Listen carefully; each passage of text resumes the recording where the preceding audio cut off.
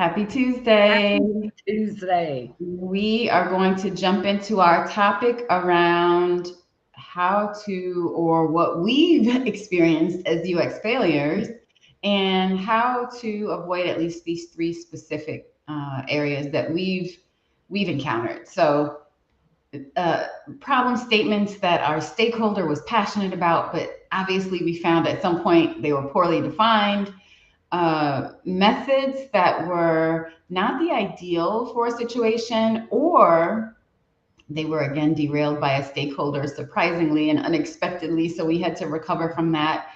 And having to show some level of sensitivity towards our stakeholders and team by delivering negative feedback or sensitive feedback in a way that shows that we are cognizant of some of the aftermath of what Yeah. we're communicating. So, um, thinking about these three areas, I had provided, or we had provided, an example of situations, and one that really stands out in my mind is focusing on a particular application feature and going full steam ahead on validating the experience, understanding what doesn't work, and all of those activities around that, and then realizing that the problem was not really inside of or around that particular feature. It was some of the things that the user's doing upstream.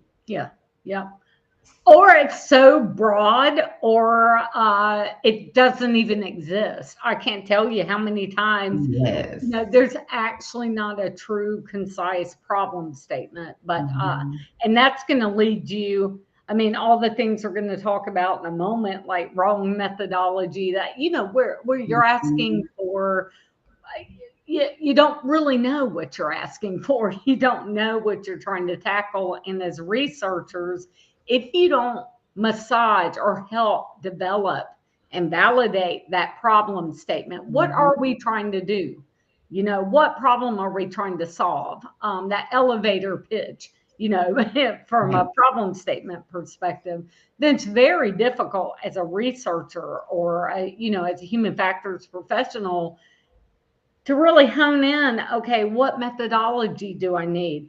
What do I need to ask, or what do I need to have them do, or what do I need to observe? So, Or are you even talking to the right people are within the you organization that you're exploring or ex- investigating? exactly? So, I think that's just one. Not only defining that, making sure those problem statements exist, but Mm-hmm. making sure they've been validated. To your point, earlier, a lot of times, you have problem statements revolving, yes, around a feature, or around, or, just from one stakeholder perspective. And you haven't even validated that problem statement is even correct. Mhm. So, very, very early way to fail. And, I'm always like, let's fail fast. Mhm. Let's identify that, okay, that problem statement is a problem or doesn't exist. So be Yeah. sure to really work with your stakeholders and clearly define what you at least hypothesize.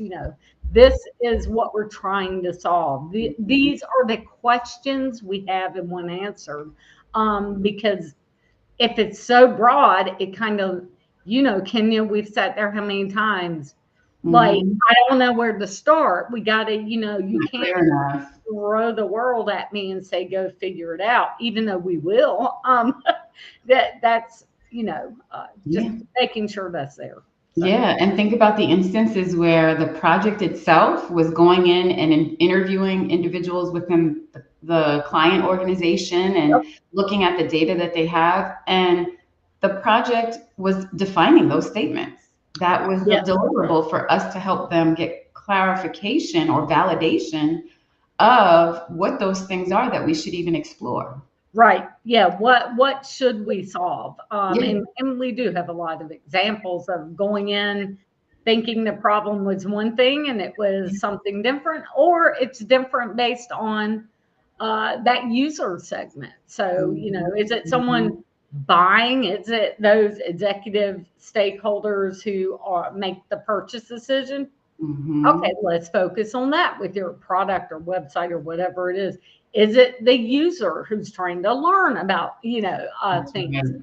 Totally different problem statements and needs, Or both. or It's both both. the It's buyer and usually the going to user. be both. Yeah, Yeah. yeah. Yep. So, in looking at some of the other examples that come to mind, I can remember a particular instance where we had a methodology laid out, defined. We stacked hands with our client around what we were going to do in terms of interviewing those customers, Hmm. and then the customers changed things up on us. So where we were supposed to interview the doers or the individual contributors in their organization individually in their work area, the stakeholders within their organizations decided, oh, we want to weigh in. We have a perspective. So why don't you just bring us all into a conference room and we'll have a roundtable discussion? And yeah, that's great. However, that's a different method. That's Right. not going to Right. get you the same richness that you would gain from watching people in their natural work environments, Yep. and you're able to then see things and probe around them and ask questions. And so the way that we were able to mitigate that was to reassure those stakeholders that, hey, we can meet with you in the conference room, Hmm. and we would still like to connect with individuals who are individual contributors, the doers in your organization. We want to connect with them as well, in addition to in their workspace or in their Right. workstation areas, so that we can get that data from both and triangulate it effectively. But you, as the researcher, have to be very careful not to let others drive changes Hmm. into your methods that make things disruptive to a point where you can't get that same data, or Yes. the data that you need out of the engagement. Yes. Yep. And we're on to that topic. I see the ticker going now. So, problem statement can have a big impact on this piece as well. And Hmm. just sometimes, you start learning as you're doing, and you figure out, hey, we've got another issue, and the survey is not going to get me my answers. So That's right. you've used a method where, yeah, you either get incorrect, inaccurate data, or you miss those crucial things that are really the driving force behind adoption of your Hmm. product, of your service, of whatever it may be, that you Hmm. never uncover, because you're not using that right methodology. And I think we see this a lot. And back to what you said, like some of the leadership stakeholders we usually have to meet with, a lot of times they'll actually tell you, hey, we want you to go do X. And they'll give you the what they want you to do because it's what they've heard of, maybe. We need you to do a usability test. Oh, okay.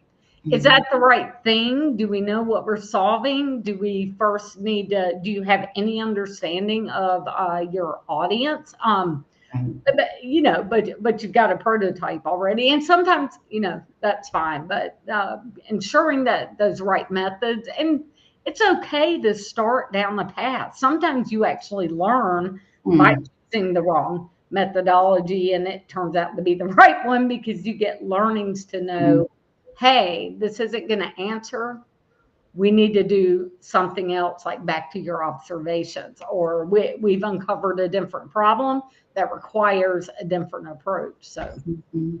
And there is no one size fits all method that can be employed. And as we know, 9 times out of 10, the ask is for a focus group, a survey, or a usability test. yes, And those are the most frequently requested methods. And again, it goes back to, what is the problem statement, or what are we seeking to answer? yes, And then from there, we can determine the right method, because there are pros and cons of each. And so that's where there's kind of an order of things in terms of how you go about defining the problem statements and then defining the methods based on and those. then define. Yes, Yeah. absolutely. And so kind of fast forwarding to, going through the process of collecting data. And I don't know if you recall years ago, the project, and we've had several in this instance, where we had to deliver sensitive information around um, changing the way of working within our client organization. So our client came to us, they recognized that their customers were grumbling. It takes you too long to spin up a team and tell us what the solution looks like, and then to deploy that solution. We need you to get faster, leaner, smarter about the way in which you execute. And in our findings, what we discovered was project teams were too big, which slowed Yep. them down. There was too much that was not routinized or streamlined. And so they were doing the same. Every project was a new spin up instead Yep. of looking at systematically how do we leverage a process that we just pull off the shelf and then Yep. adjust where necessary. So in delivering that feedback, there's that need to first connect with the stakeholders Yes. to ensure that they're okay with the findings and what that might mean to the organization and the grumbling that might occur as a result. Yes. Yes. And which goes into that next point, right? How do you deliver that sensitive information? So you got your problem statement, you got the right methodology, so you're really confident in the story you need to tell, the recommendations you need to make. And Mhm. it is, I do think we all, if you do research or even product design, and you have product managers who have something in mind there as well. But thinking about your findings, especially when it is kind of sensitive or negative, that is another. I don't want to call it a failure, but that is sometimes where we do fail in how we deliver that. Mhm. So you do have to recognize you can't just go in with slides saying, pardon Your my, baby's this ugly. sucks, this sucks, this sucks, Yeah. fix it. Yeah, you have to be a little more tactful. You have to be Yeah. sensitive that people have, these are in some cases their baby. Yeah, that you may be telling them, Mhm. hey, your baby's ugly. Mhm. But you do have to be a little tactful and provide and collaborative. It's not just a Mhm. matter of, look, we did our job, boom, Here is the data. fix, fix, fix, fix. You want to do that, but you want to tell the story behind it Yeah. enough to where the data supports what you're saying. And also, I think that whole collaboration is important at that point. Like, here's what we found. Here's what we're recommending. But we always have sessions where it's like, what is anyone else thinking?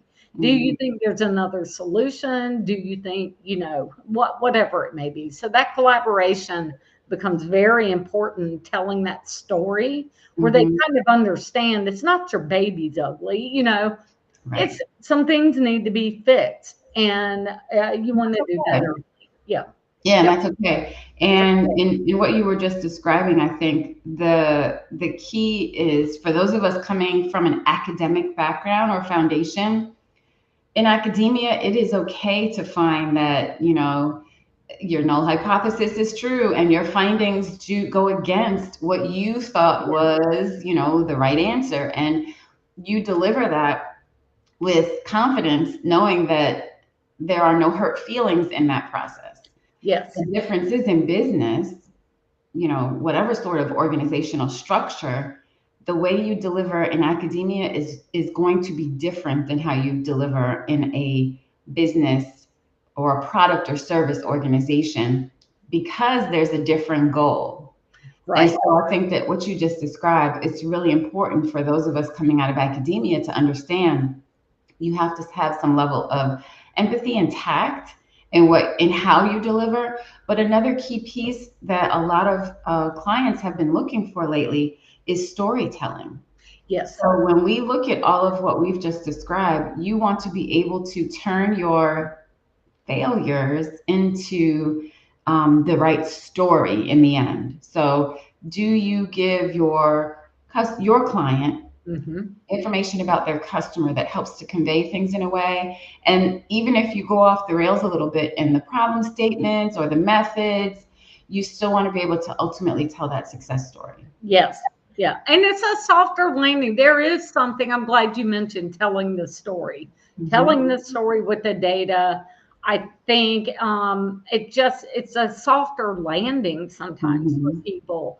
I've done product design, so I've been on both ends, Mhm. where I'm the product and not graphic designer, but the product designer, kind of the Yeah. strategic vision of things, and then go out and do research or validation, and it's like Mhm. I nope, doesn't work. It's so much easier to understand one how to what you need to do, and what the problem is. It doesn't feel so personal when you do tell that story. Yeah. So I'm glad you mentioned the story piece and use that data to tell the story. And Yeah. it feels different receiving it as the person who, it might be my baby. Right. You're telling me kind of ugly. And it makes it better. It makes it easier to know how to address it and why Mhm. that's changes. So That's right. That's right. So, thank you so much for joining us. I lost my train of thought there for a minute. I just wanted to say thank you for joining us. You can contact us at info@leangeeks.net. If you have any topics of interest, please don't hesitate to reach out and suggest those as well. And we will see you next Tuesday at 12. Have a yes. great day.